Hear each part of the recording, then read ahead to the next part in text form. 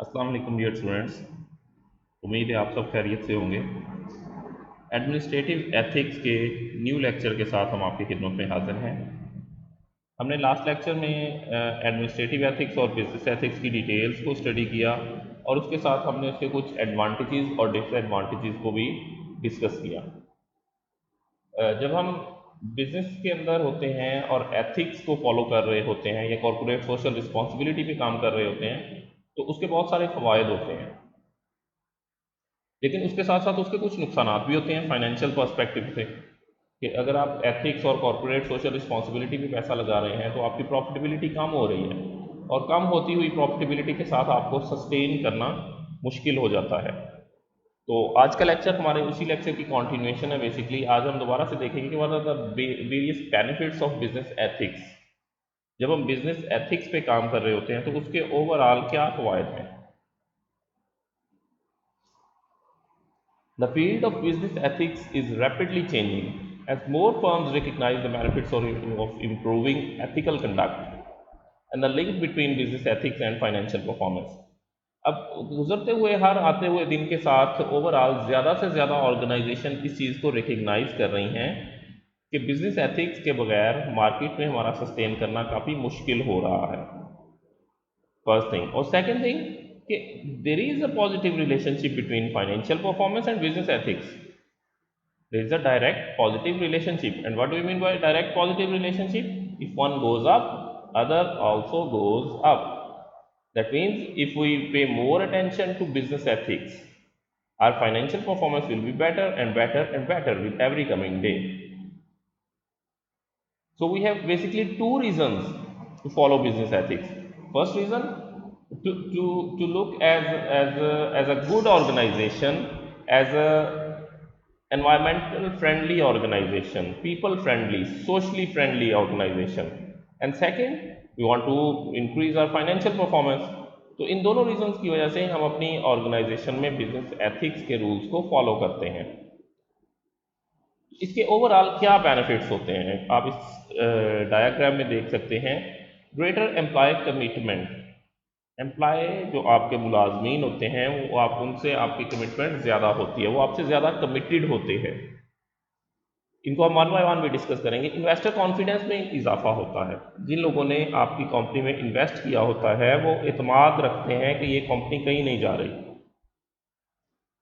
Improved customer satisfaction, लोग overall जो आपके कस्टमर्स हैं वो सेटिस्फाई होते हैं। And then better financial performance, of course जो फाइनेंशियल परफॉर्मेंस है वो बहुत बेहतर हो जाती है। और फिर इंक्रीजेज एफिशिएंसी, हमारी एफिशिएंसी जो है एक ऑर्गेनाइजेशन की वो बेहतर होती है। कैसे? Let's discuss all these points one by one. Ethics contribute to employ commitment. Employee commitment comes from employees who believe their future is tied to that of the organization. Employ commitment है क्या कि अगर एक मुलाजिम ये चीज़ में यकीन रखे कि मेरा मुस्तकबिल इसी ऑर्गेनाइजेशन के साथ वाबस्ता है, इस ऑर्गेनाइजेशन की कामयाबी मेरी कामयाबी है और इस ऑर्गेनाइजेशन की नाकामी मेरी नाकामी है, क्योंकि मैं इसको कहीं नहीं छोड़ के जाने वाला, तो मैंने इसको कामयाबी की तरफ लेके जाना है और अपना ज़्यादा से ज़्यादा आउटपुट देना है इस ऑर्गेनाइजेशन को। And their willingness to make personal sacrifices for that organization, वो अपना ज़ाती वक्त, अपना ज़ाती पैसा, अपनी एक्स्ट्रा केयर उस ऑर्गेनाइजेशन को देने को तैयार होता है, क्योंकि उसका फ्यूचर उस ऑर्गेनाइजेशन के साथ टाइड होता है। इस फिनोमिना को हम एम्प्लॉय कमिटमेंट का नाम देते हैं। The more a company is dedicated to taking care of its employees, the more likely it is that the employees will take care of the organization. अब देखें, ये एक बेसिकली प्रोफेशनल टाइप का matter है। अगर एक ऑर्गेनाइजेशन अपने employees की बहुत ज़्यादा केयर कर रही है, बहुत तवज्जो रखती है उस पर, बहुत ज़्यादा उसके साथ डेडिकेटेड है, तब क्या होगा, एम्प्लॉयज़ भी उसके साथ डेडिकेटेड होंगे। और अगर एक ऑर्गेनाइजेशन अपने एम्प्लॉयज़ के साथ डेडिकेटेड नहीं है, उनकी केयर नहीं कर रही, तो एम्प्लॉयज़ कैसे उसके साथ डेडिकेटेड होंगे? तो ये एक टू वे रिलेशनशिप है basically. Employees' perception of their firm as having an ethical environment leads to performance enhancing outcomes within the organization. अब जब वो एम्प्लॉयज़ देखेंगे कि हमारी ऑर्गेनाइजेशन में एथिकल एनवायरनमेंट क्रिएट किया जा रहा है, यहाँ पे इखलाकी मयार बहुत बुलंद हैं, तो वो उनकी आउटपुट पहले से बेहतर होगी, वो ज़्यादा मेहनत से काम करेंगे, ज़्यादा आउटपुट देंगे। An organization with a strong ethical corporate culture helps to increase group creativity, decrease turnover and increase job satisfaction. Overall हमारे परफॉर्मेंस के इंडिकेटर्स होते हैं ग्रुप क्रिएटिविटी कि कोई भी ग्रुप बनाया जाए उसके अंदर नए से नए आइडियाज़ आएँ, प्रॉब्लम्स के नए से नए सॉल्यूशंस डिस्कस किए जाएँ। टर्नओवर क्या है कि कितने लोग आपकी ऑर्गेनाइजेशन को छोड़ के दूसरी ऑर्गेनाइजेशन में जा रहे हैं, और ये एक नेगेटिव चीज़ समझी जाती है। अगर ज़्यादा लोग आपकी ऑर्गेनाइजेशन को छोड़ के जा रहे हैं that means you are not doing well.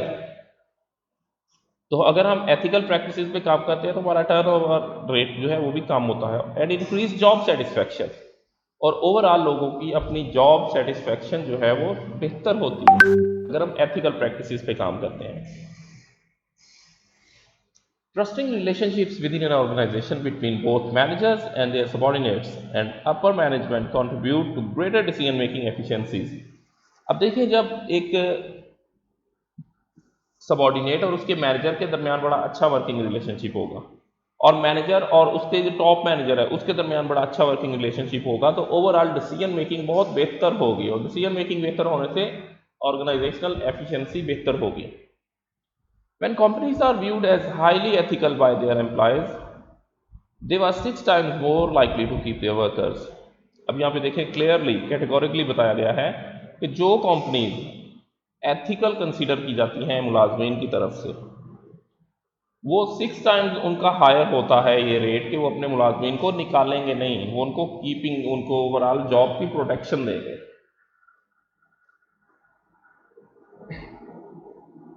Research indicates that the ethical climate of a company matters to employee.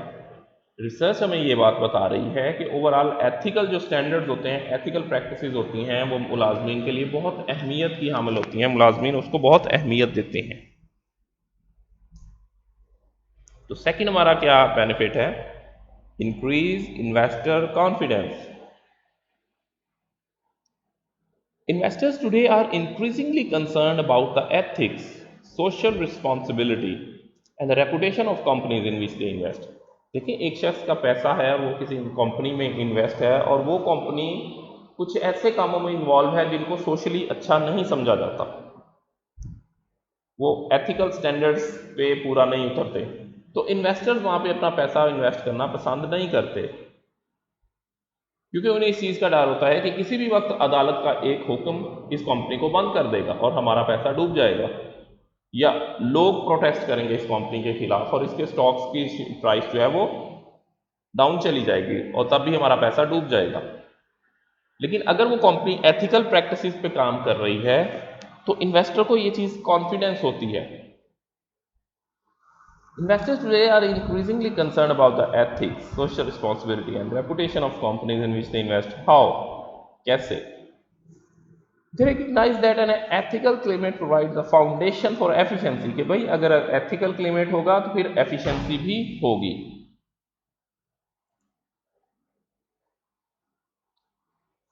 Productivity high होगी, profits high होंगे। While negative publicity, lawsuits, and fines can lower stock prices, diminish customer loyalty, and threaten a company's long-term viability, लेकिन अगर वो ethics पे काम नहीं कर रहे तो फिर क्या होगा? अदालत से हुक्मनामे आएंगे, लोगों में वो कंपनी बदनाम हो जाएगी, जुर्माने लगेंगे और उससे वो कंपनी डूब जाएगी। जब वो कंपनी डूबेगी तो मेरे पैसे भी, इन्वेस्टर के पैसे भी डूब जाएंगे। Gaining investors trust and confidence is vital to sustaining the financial stability of the firm. और ये बात अगर इन्वेस्टर्स के अंदर ये सिग्नल जाता है कि कोई कंपनी एथिकल प्रैक्टिसेस नहीं कर रही और किसी भी वक्त अदालत के हुक्मनामे से वो कंपनी बंद होने जा रही है, तो उनका कॉन्फिडेंस खत्म हो जाएगा, और जब उनका कॉन्फिडेंस खत्म होगा तो अपनी इन्वेस्टमेंट वहाँ से वापस निकालना शुरू कर देंगे और उससे वो कंपनी अल्टीमेटली डाउनफॉल की तरफ जाएगी। Customer satisfaction. Customer satisfaction is one of the most important factors in successful business strategy. Business को कामयाबी की तरफ ले जाने के लिए बहुत सारी जो चीज़ें चाहिए होती हैं, उनमें से सबसे अहम तरीन जो है वो कस्टमर सेटिस्फैक्शन है। अगर कस्टमर सेटिस्फाइड नहीं है तो फिर आपका बिजनेस, कोई भी शख्स डूबने से नहीं बचा सकता। By focusing on customer satisfaction, a company continually deepens the customer dependence on the company. And as the customer's confidence grows, the firm gains a better understanding of how to serve the customer.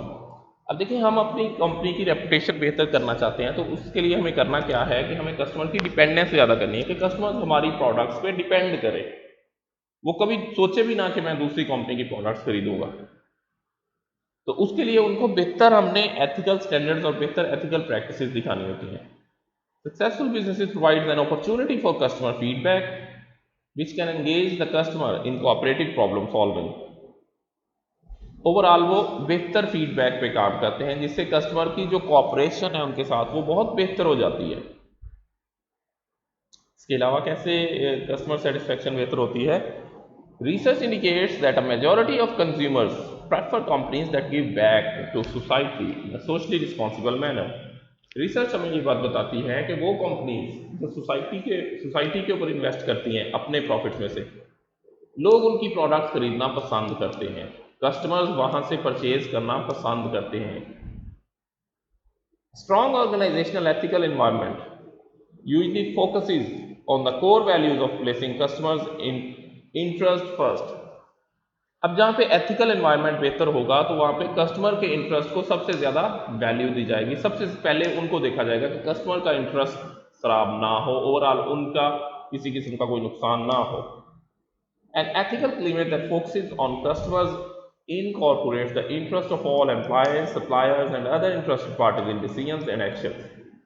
अब देखिए, जहाँ पे ethical climate होगा वो customers के अलावा जो हमारे स्टेक होल्डर्स हैं, वो कौन है? हमारे एम्प्लॉयज हैं, सप्लायर्स हैं और बाकी इंटरेस्टेड पार्टीज हैं, उन सबको ओवरऑल मफाद के लिए काम किया जाएगा। The next is better financial performance. जब हम एथिकल स्टैंडर्ड्स पे काम करते हैं तो उसका एक फ़ायदा ये भी होता है कि हमारी फाइनेंशियल परफॉर्मेंस बेहतर होती है। A company can not nurture and develop an ethical organizational climate unless it has achieved adequate financial performance in terms of profits. जब तक बेहतर हम एथिकल क्लाइमेट नहीं बनाते तब तक हमारी फाइनेंशियल परफॉर्मेंस भी बेहतर नहीं होती। कहाँ से हमें ये चीज़ पता चलती है? Research has shown that the world's most ethical companies tends to outperform other publicly traded companies. अगर हम कंपेयर करें वो कंपनीज जो एथिकल प्रैक्टिसेस को फॉलो कर रही हैं और वो कंपनीज जो एथिकल प्रैक्टिसेस को फॉलो नहीं कर रही, इन दोनों में जब हम कंपैरिजन करते हैं तो एथिकल स्टैंडर्ड्स वाली कंपनीज बेहतर मुनाफा कमाती हैं, क्योंकि कस्टमर्स का उन पे एतमाद होता है, इन्वेस्टर्स का उन पे एतमाद होता है, अदालतों में उनके लिए कोई प्रॉब्लम्स नहीं होते। Companies perceived by their employees as having a high degree of honesty and integrity have a much higher average total return of shareholders than do companies perceived as having a low degree of honesty and integrity. जिन companies के overall market में image honest और integrity का होता है वो ज़्यादा financial performance दिखाती हैं। Ethics is becoming one of the management issues within the effort to achieve competitive advantage. Overall हमें अपने कंपेटिटर पे जो एज होता है, जो कंपेटिटिव एडवांटेज होता है, उसको हासिल करने के लिए भी हम एथिक्स पे काम करते हैं। तो that's all for our today's lecture. आज के लेक्चर में हमने वो रीजंस डिस्कस की हैं, वो फ़वाइद डिस्कस किए हैं जिनकी वजह से ओवरऑल कोई भी कंपनी एथिकल स्टैंडर्ड्स को अडॉप्ट करती है, वो बिजनेस एथिक्स पे काम करती है। Thank you. अल्लाह हाफिज़।